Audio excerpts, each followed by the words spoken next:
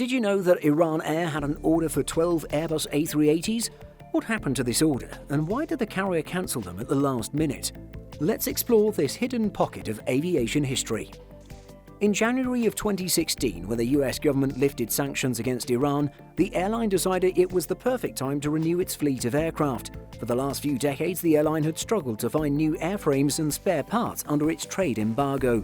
Thus, it made an order with Airbus worth around $25 billion that included 12 Airbus A380s.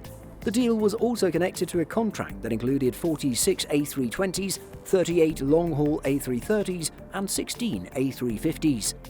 Iran also bought several Boeing aircraft for a total of around $17 billion.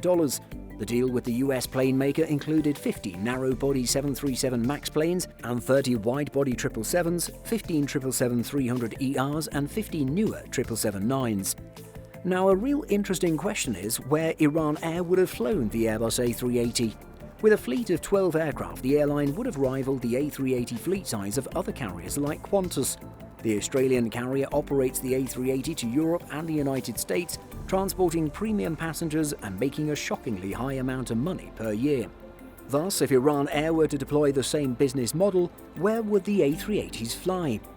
The A380 is most useful for long-haul routes. Thus, popular destinations would be European hubs like London, Paris and Frankfurt. And if Iran could have sorted out an air agreement with the United States, it could have also flown to New York and Los Angeles from its Tehran hub. The carrier may have been able to secure some of the lucrative transit market, flying A380s between Europe and North America to Southeast Asia, much like its counterparts Qatar, Emirates and Etihad. However, there were several main reasons why IranAir did not go ahead with its Airbus A380 order.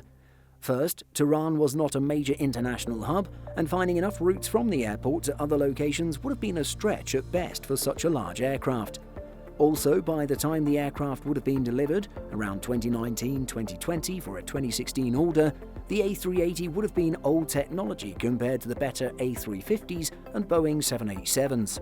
Iran was also concerned that it might be embargoed again by the United States and Europe, and the A380 would not be delivered. Lastly, it may not have had access to spare parts going forward. Plus, if any spare parts were available, they would first go to IranAir's rival, Emirates, who would not have any interest in sharing the dwindling supply. The bottom line is that the A380 was not ideally suited to IranAir's ambitions and was more of a status symbol, if anything.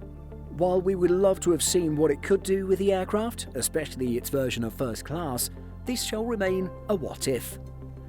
Do you think IranAir could have seen success operating an A380? Let us know in the comments.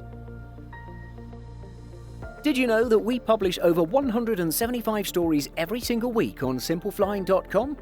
Be sure to check the link in the description for more great stories just like this. Thanks for watching, and be sure to like and subscribe before you go.